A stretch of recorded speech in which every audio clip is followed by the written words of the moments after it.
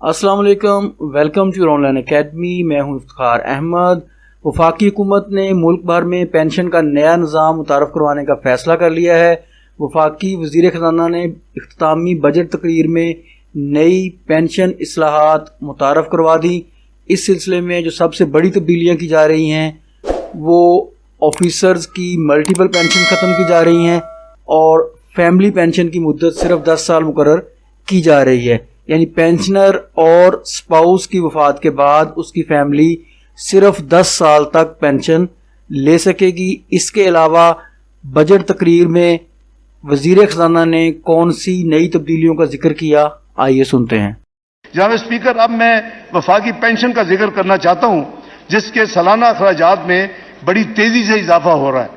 Pension अखराजात unsustainable हो चुके हैं और इसमें फौरी इस्लाहात की जरूरत है। अभी मैं आपको बताऊंगा कि जो 9 जून को जो नंबर पेंशन के पेश किए थे और उसको जो मजीद उस पर फाइन ट्यूनिंग की गई और मजीद आखिरी पेनी तक कैलकुलेट किया गया, तो अब वो रकम क्या होगी मैं अभी वो रेलिवेंट पोर्शन पे आके आपको अर्ज करूंगा।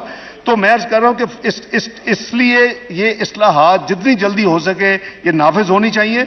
इसके अलावा वफाकी मुलाजमीन के लिए हुकूमत पाकिस्तान को कॉन्ट्रीब्यूटरी पेंशन फंड की स्कीम को लागू करना पड़ेगा।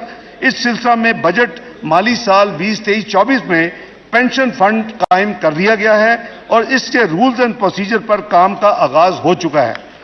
जनाब स्पीकर, पेंशन के इस्लाहात के हवाले से मैं कुछ बहुत इंपॉर्टेंट मारूजात करना चाहता हूं।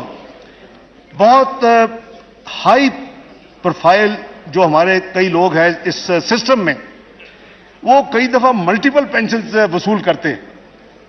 वो अगर एक अदारे में रिटायर हुए उसकी भी पेंशन ले रहे हैं, उसके बाद एक और अदारे में चले गए उसकी भी पेंशन ले रहे हैं। मैं नाम नहीं ले रहा, मुझे ऐसे लोगों का पता है जो 3-3 पेंशन भी ले रहे हैं। मैं समझता हूं कि ये मुल्क इसका मुतहम्मल नहीं हो सकता। इसलिए पेंशन के हवाले से ये मैं अर्ज करना चाहता हूं कि एक सरकारी रिटायर्ड ऑफिसर, मैं रिपीट कर रहा हूं, कोई सरकारी रिटायर्ड ऑफिसर जो होंगे वो है 17 ग्रेड एंड अबव, ये हम यहां से शुरू कर रहे हैं ये रिफॉर्म, सिर्फ एक अदारे से पेंशन हासिल करेंगे और मल्टीपल पेंशन के सिलसिले को फौरी खत्म किया जा रहा है।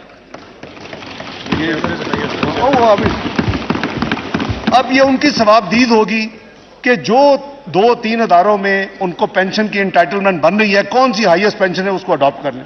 लेकिन ये फेयर नहीं है इस गरीब कौम पे, इस मुल्क पे कि एक जो बड़े बड़े लोग हैं वो एक महकमे से निकलें, वहां की पेंशन सब सहूलियत लें, उसके बाद एक और जाके दफ्तर में बैठ जाएं उसकी सहूलियत लें। मैं समझता हूं कि ये अनफेयर है। मैं नाम लिए बगैर आपको कह सकता हूं कि मेरे साथ माजी में एज फाइनेंस मिनिस्टर लोग आते रहे हैं कि जी हमारी पेंशन फलां है, उसमें तो ठीक है, ये फलां दूसरी जो उसको ठीक कर दे। भाई एक आप पेंशन लें जो सबसे ज्यादा है। अब मुल्क मेरा ख्याल है कि बड़ी फेयर चीज है, इसको फौरी तौर पे लागू किया जा रहा है जनाब स्पीकर। दूसरी, पेंशन की कंप्यूटेशन के वक्त एडहॉक पेंशन अलाउंस को कंपाउंडिंग के बगैर नेट पेंशन में शामिल किया जाए, ये एक दूसरा रिफॉर्म है, इसकी अशद जरूरत है। तीसरा रिफॉर्म जो किया जाएगा, एक पेंशनर और उसके स्पाउस की वफात के बाद, यानी पेंशनर भी खुदा न खास्ता फौत हो गए, उनके स्पाउस भी फौत हो गए, उसके बाद जो डिपेंडेंट्स हैं उसमें कोई टाइम लिमिट नहीं है उस पेंशन को जारी रखने की।